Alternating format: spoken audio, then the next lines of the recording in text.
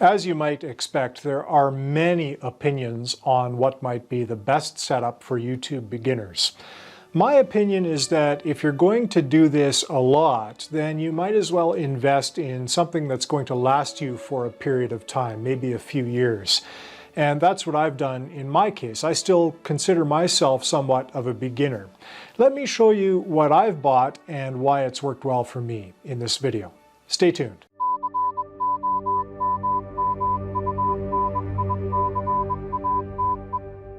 For anyone just starting out on YouTube or video creation for other purposes, there are a couple of key things, and one of them is good lighting and the other is good audio. If you're using the camera on your smartphone, that is just fine. That's how I encourage people to get started.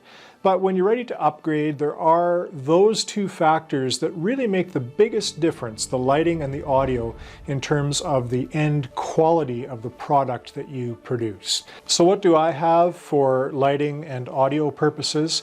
Well, for lighting, I've just got a simple LED panel. And it's just tiny and not very expensive. I had to buy the tripod separately in this case, but you can now get kits that include the tripod and the batteries for that matter, or a plug-in adapter.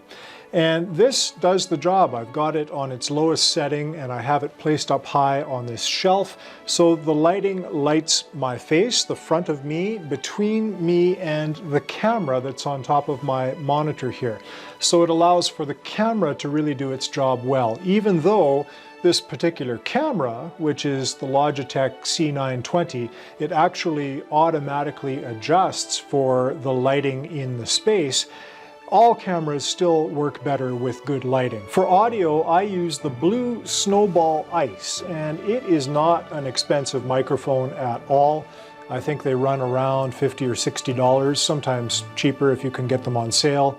And it's not a studio quality microphone, I should point that out, but it is a huge leap forward from anything that you might have built into your laptop or your mobile device. So this works really well, and I've had it for probably 3 years now, thinking that I'm going to upgrade at some point, and I will, but I still manage to produce pretty good quality video with this microphone, and so I haven't felt the need yet to go and upgrade, although I think that time will be coming for me soon. The other piece of equipment I have that works in conjunction with my blue Snowball Ice microphone is this Dragon Pad pop filter, and there are other brands as well, and they're not expensive.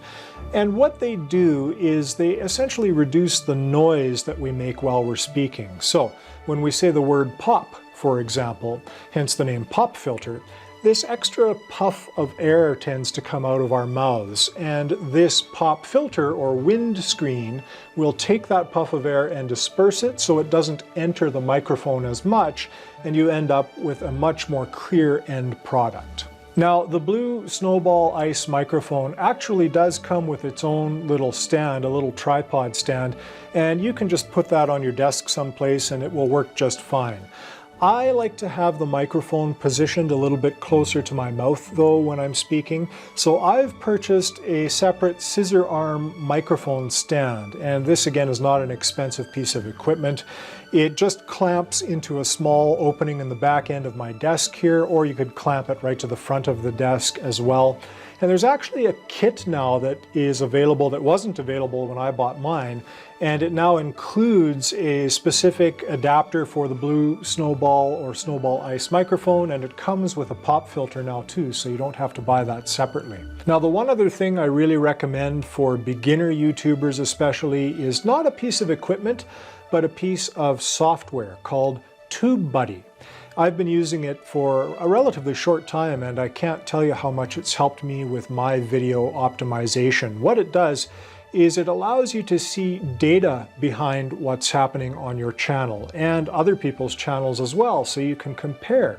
You can see exactly what kinds of things you should have in your description. It helps you optimize your description and your tags and other things behind the scenes in your channel to really get a good chance of being discovered through keyword search and other ways on YouTube. So you can realistically try to compete with some of the much bigger channels out there based on certain strategies that YouTube allows you to use to create using the Tubebuddy tools. If you're curious about Tubebuddy or any of the equipment I've talked about today, I'll include links to those things in the description below. And know that they are affiliate links, so if you decide to make a purchase through those links, then I do benefit from that, and I'm extremely grateful.